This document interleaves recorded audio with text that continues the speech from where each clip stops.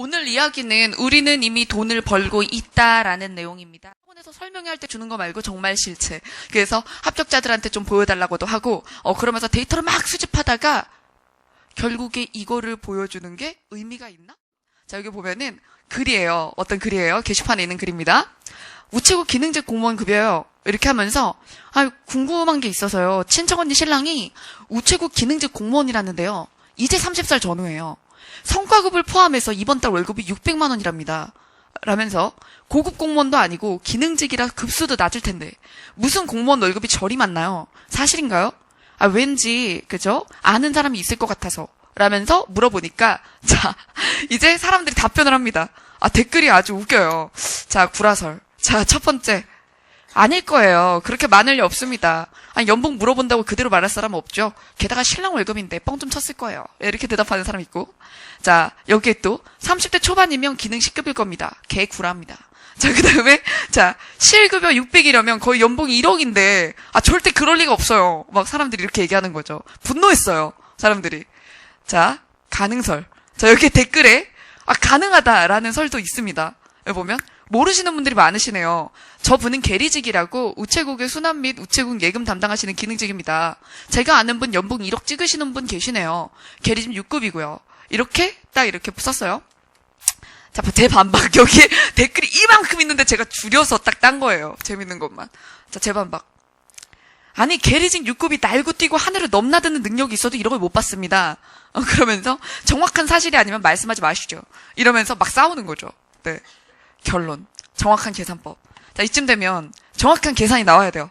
그죠? 뭔가 이제 그 계리직이라는 분이 나와가지고 나는 얼마를 받는다. 뭐 이렇게 얘기를 해줘야 되죠. 신랑이 나오거나. 그죠?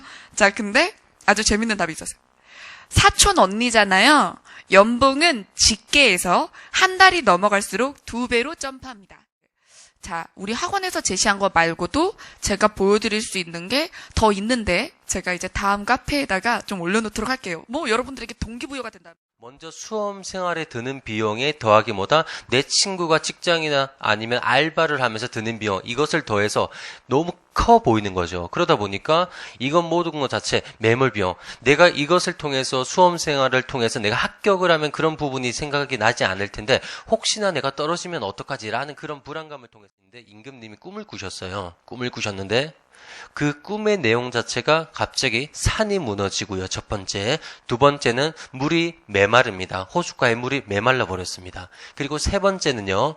꽃이 시들어 버렸습니다. 그래서 이 세 가지의 어떤 내용을 가지고 되게 불길한 그 생각이 들어서 점쟁이를 불러다가 이 점쟁이에게 물어봤습니다. 이 이야기를 한번 네가 해석을 해보아라. 그러다 보니 첫 번째 임금님 죄송합니다. 좋은 말씀을 드릴 수가 없습니다. 라는 얘기를 먼저 불길한 예감을 줍니다. 그리고 첫 번째 내용을 시작합니다. 점쟁이가 했던 말 그거 진짜로 믿으십니까? 아닙니다. 그거 잘못된 겁니다. 제가 훨씬 더 잘하니까 제 말 한번 들어보십시오. 첫째, 바로 그 산이 무너졌다 하는 것은 이제까지 임금님을 방해했던 방해 요소들이 무너진 것 같습니다. 이제 방해 요소들이 없어진 겁니다.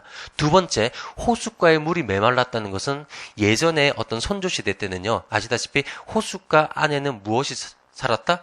용이 살았다라고 이야기합니다. 그래서 이제 물이 메말랐기 때문에 용이 승천을 합니다. 그 용이 누구다? 임금님입니다. 그리고 세 번째, 꽃이 시들었다 하는 것은 꽃이 시들어야지만이 뭐다? 열매를 맺는 것처럼 바로 임금님께서는 이제까지 모든 것이 바로 뭐다? 열매를 맺을 때입니다. 라고 이야기를 하는 거죠. 자, 만시민은요, 그대로 스스로 자체 만족할 만자입니다. 나 스스로에게 만족합니다. 만족하는데, 여기서 내가 만족하면 움직이지 않는 행위를 말씀드립니다. 그런데 여기서 더 중요한 건요, 내 스스로 자체가 만족하기 때문에 내 스스로 어떤 부정적인 얘기를 해도 상관이 없다라는 나를 포기하는 과정과 같아요. 그렇기 때문에 여러분이 부정적인 생각하는 것은 바로 자만에 가깝습니다. 공무원이 되어 평생 벌 돈에 대한 투자다. 투자금이다. 이렇게 생각을 해야 되고 사실 그렇게 생각들 하셨었어요. 수험생활 시작하기 전에. 근데 시작하고 나니까 생각이 달라진 거예요. 잊지 마세요. 푸른 옷을 입은 멤버들이 스포트라이트에 들어서는 횟수를 세어야 합니다. 여기 들어가는 겁니다.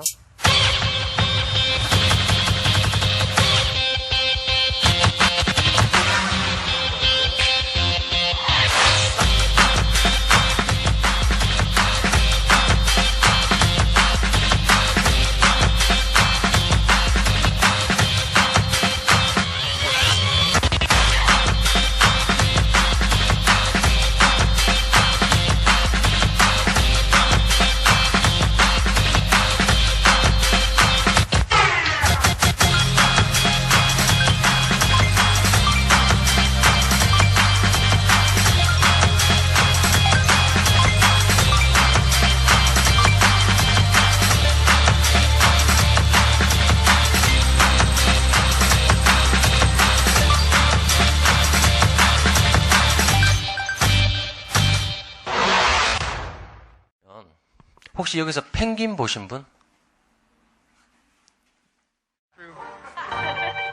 다시 한번 보죠.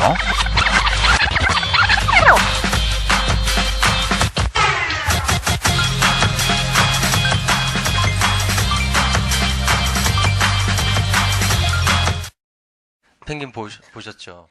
이 여러 번의 기회를 내가 볼 수 있는 눈을 가진 것과 그렇지 않은 것에 따라서 내가 그것을 잡을 수 있냐 없느냐를 얘기하는 것입니다.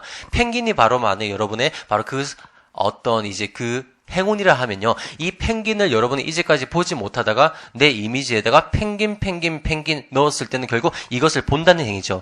여러분이 내 머릿속에, 내 마음속에, 내 생각 속에 내가 할 수 있다라는 것과 긍정적인 생각이 내가 강하면 강할수록 나는 분명히 그것을 잡을 수 있는 능력이 생기겠지만 수도 있어요? 뭘 잃을 수도 있죠? 200만 원 잃을 수도 있는데도. 200만 원 잃을 수도 있는데도. 그럼 어차피 100만 원 뺏길 거, 200 잃을 수도 있는데 해보는 거예요. 자, 그럼 여러분, 이 사람과 이 사람이 같은 사람이라는 거죠. 이상한 건. 이익에 대해서는, 그쵸? 이익에 대해서는 그렇게 베팅을 하지 않으면서 손실에 대해서는 베팅을 하는 거예요. 잃기 싫어서. 그러니 결국에 이 실험이 보여주는 거는 뭐냐 하면 이득을 위해서는 굳이 위험을 감당하지 않던 사람이 손실을 피하려면 어떻게든 한다는 거죠. 그래서 미래의 이익은 되게 가치 없게 느껴지고 현재 손실은 선택이 아니라 불합리적인 바로 이제 합리적이지 않은 선택을 하는 경우가 많이 있다는 얘기죠. 특히 이제 그 수험생활을 하시면서 한 번씩 보면 이제 경제적으로 좀 빠듯하실 어쩌지라는 생각을 할 시간과 기운으로 투자금을 회수하고도 훨씬 남는 결과를 만들려고 노력을 해야 되는 거죠. 그래서 확률을 올리는 거예요. 50% 이상으로. 네. 그러다 보면 어느 순간 100%에 가까워져서 결과값이 나오는 거죠. 그래서 여러분들은 지금 잉여의 시간을 보내고 있는 잉여인간이 아니라 잠재적인 이익을 벌고 있는 이미 사회인입니다.